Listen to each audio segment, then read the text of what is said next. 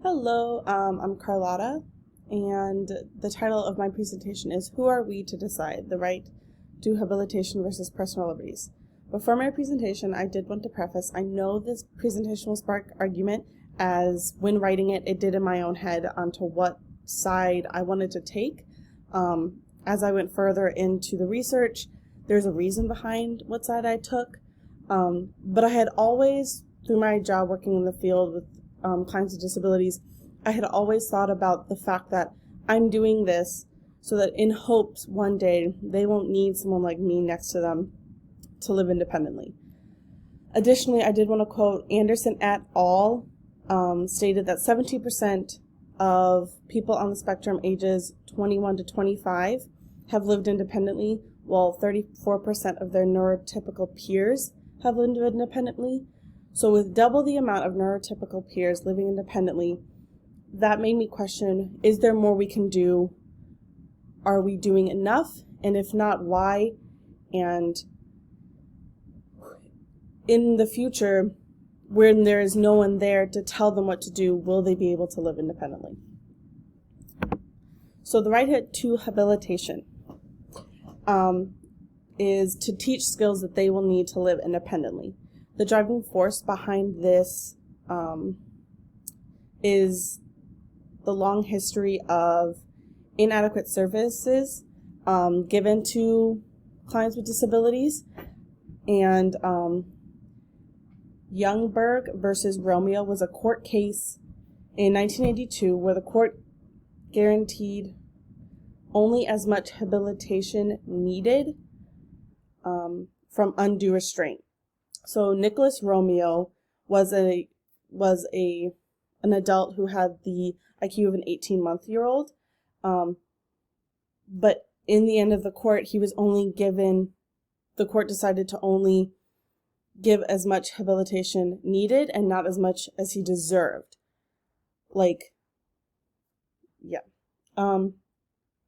Additionally, laws contingent on funding are thought to create habilitation programs with higher quality, but they're contingent on funding. So if they don't do well, they won't be funded. So the whole thought of that is they'll do better because they want the funding. Personal liberties. I wanted to begin with the simple fact of legal rights, such as the right, freedom of speech, freedom of religion, etc. Additionally, Supreme Court Justice William Jones Douglas stated that everyone has the right to be left alone, the right to plan their own affairs, and also going off of the article we read in class, Benamer, we as neurotypical adults have the right to eat a donut, to take a nap, while ABA structures most things with the daily plans with little wiggle room for their choice to do what we take for granted.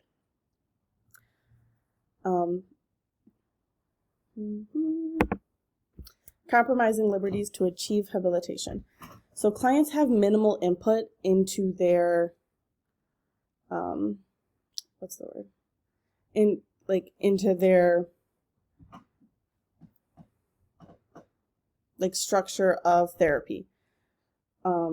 They don't get to decide how much they're gonna get, when they're gonna get to go, what's in their programming choices. There isn't much input from the clients. Granted, I understand age does define a lot of that. Younger clients don't have the ability to necessarily decide for themselves at that point, but as the clients get older, there should be a choice for input. Additionally, ABA teaches with little client preference, not necessarily ABA alone, but in history, it teaches little client preference. So let's say you're teaching a client to brush their teeth. You might teach them the way you have always brushed your teeth, putting the toothbrush under the water, then putting toothpaste on and then brushing your teeth. Well, maybe the client prefers to put toothpaste on first and then under the water and then brush their teeth, but you're not giving them their preference to do so. Additionally, choice making is not necessarily taught. I do understand there are choice boards and different ways, but in the end, you're only giving those 3, 4, 10 options to give them. While there are also hourly schedules typically implemented that they don't have a choice on what's coming next, and like what they want to do throughout their day.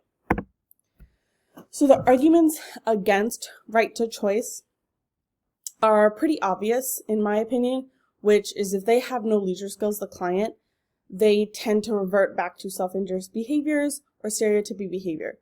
Counting those subjects out is what I'm necessarily referring to within my paper. And then additionally, clients may choose unmastered skills, leading to hindering their learning. So let's say you give them the choice to get dressed in the morning or for you to help them get dressed, and they always choose you to help them. That may hinder their learning to get dressed in the future. Arguments in favor of right to choice are the basic human rights all individuals are given, that we take granted for every single day: choosing to go out for a walk, choosing to go to a restaurant or a store. This abbreviation stands for Standards for Payment for Skilled Nursing and Immediate Care Facility Services. In 1988, it was stated it requires staff to provide options for choice or opportunities for choice.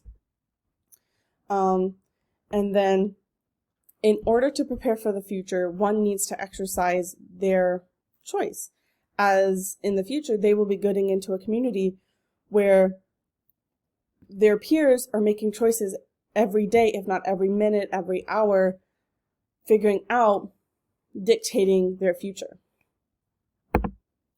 So I have a bunch of research in my paper. I decided to only highlight 4 within different categories. So the first is Shogerhern in 2004. This was fewer problem behaviors. So I'll begin again. The clients displayed fewer problem behaviors when they got to choose the task materials and reinforcers, as opposed to when the therapist made those choices for them.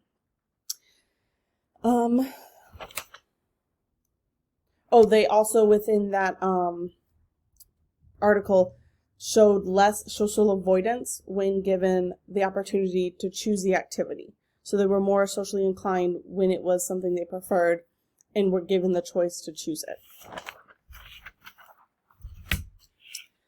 Dyer in 1990 displayed greater compliance was shown when clients controlled the pace at which instructions were given, just demonstrating the fact that if you give them a choice, they're more likely to participate.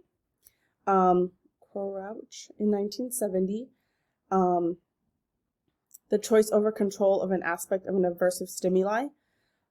So they were presented with an aversive stimuli, and the article results were when the clients were presented with an aversive stimuli and they were able to choose when it was presented, choose when it was stopped, and choose how long it would last, they reported less pain than those who had no control over when it was presented, when it stopped, and how long it lasted. Additionally, Thomas and Winkle, in 1980, did a study where there were 2 separate groups. One where women had the control over their own exercise regime, and then the other group, they did not. The one that did control their regime had better attendance to the gym that they attended than those who were assigned the same exercises than the women who chose those exercises but attended less. Just displaying that when given the option of choice, you tend to participate more than when not given the option of choice. So in conclusion, choices come with responsibilities, and responsibilities will hopefully then lead to independence. As I said previously, in order for people to live in a community where choices are meant to be made every single day, they need to experience and exercise those choices. Also, same right to be taught skills as to given a choice. I just wanted to sum up by saying there are advantages and disadvantages to both right to habilitation and personal liberties. But at the end of the day, it's important to realize that our clients are human beings, and what we take for granted every day, they don't have, majority of the time, the option of choice. Whether that is just taking a nap, or eating a donut, or playing a video game. We more often than not overlook that, well, we decide to watch Netflix, we're making them do something they might not necessarily prefer. So who are we to say they can't play that video game when we decided ourselves to watch Netflix? I just think more choice should be given within the realm of clients with disabilities. And if you were given a task with no option of choice, you might also participate less. So, thank you.